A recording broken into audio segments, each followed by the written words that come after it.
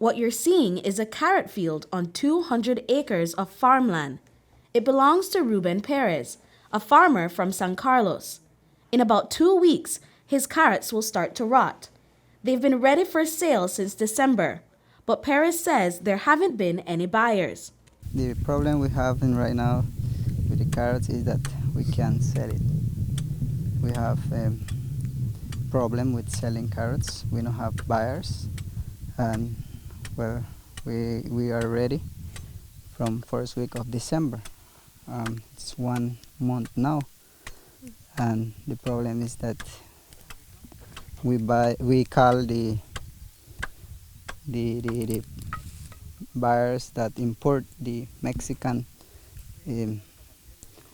carrots, and now when we call them, they say, some of them say that they can sell too much. They just could buy a little bit, and they are big importers of Mexican product. And now when we have the local carrots product, now they don't want a lot, and I don't understand why. Farmers are saying their carrots aren't selling because of competition from both imported and contraband carrots.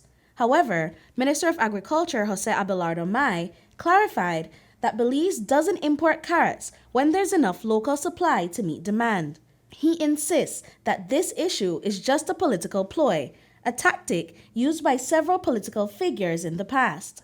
Carrots is a bad topic to use for political mileage as primary school politics. Tracy tried it, she failed. Shine tried it afterwards, and he also failed. All right? This is a matter of supply and demand.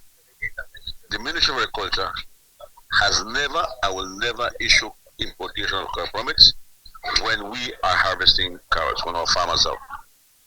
That is a fundamental rule in the Ministry of Agriculture. That will not happen. As to contraband, the Ministry of Agriculture does not control contraband. We try to work with customs, immigration, customs, quarantine, Baja, but we have porous borders. But up to now, we haven't seen enough evidence of illegal importation of carrots because the quality is known. He also pointed out that part of the problem is the short shelf life of carrots, which makes it even harder to sell them quickly. What we have is a problem we have every year with carrots. We have 90 acres planted in the country right now. 50 acres is planted in Cairo district and 25 in Orinduak. Another 5 or 6 acres in Corozal, another 6 acres in Stan Creek. All right? The problem is that the carrots seem to come into Boloka all at one time. Why? Because it's seasonal. So everybody plants at the same time. Secondly, carrots have zero shelf life.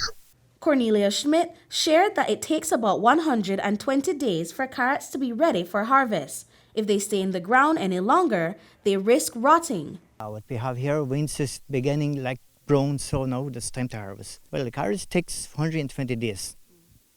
When this finish, you could look in the fields like this. Yeah, that's where we can look, then it's time to harvest. Perez is puzzled about why importers are hesitant to buy local carrots. He suspects that the wax coating on imported carrots makes them more attractive to buyers.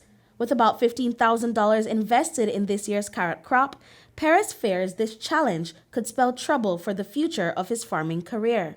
They need the pressure of the Minister of Agriculture, because I could say how if they could buy 40,000 pounds when they are importing, they buy that weekly, that amount, and now that we have, they can't buy the same amount.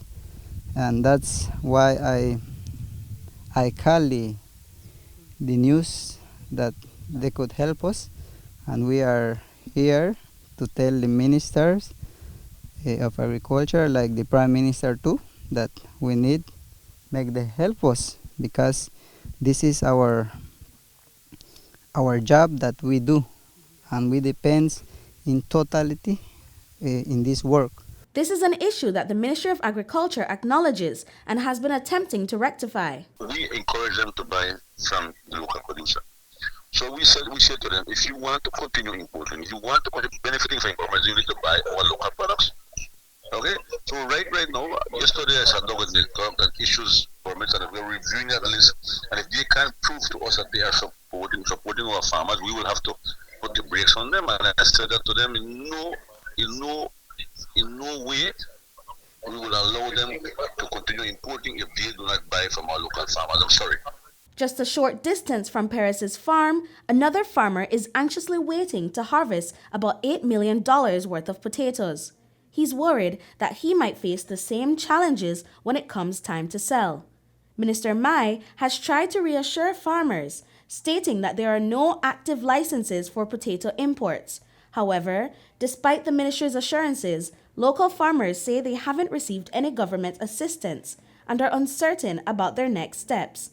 UDP standard bearer for Orange Walk South claims that several farmers are hesitant to speak out, fearing persecution. I was speaking to them and I was telling them, convincing them to come up, to step up and give their interview about what is really happening with their crops and everything. But they always say that they are afraid, so that whenever help comes, the little help that comes, they will not be able to get that help because they come out and see what is happening. But what I usually tell them is that they should not be afraid, because the help comes to everyone, to every farmer. And if you get victimized by this government, that means that something is really wrong. Minister Mai is optimistic that the demand for carrots will pick up within the next 2 weeks. Looking ahead, he revealed that the ministry has plans to industrialize the sector over the next 5 years by setting up an agro-processing facility in Orange Walk. This move aims to add value to Belize's local crops and boost the agricultural industry. Britney Gordon for News 5.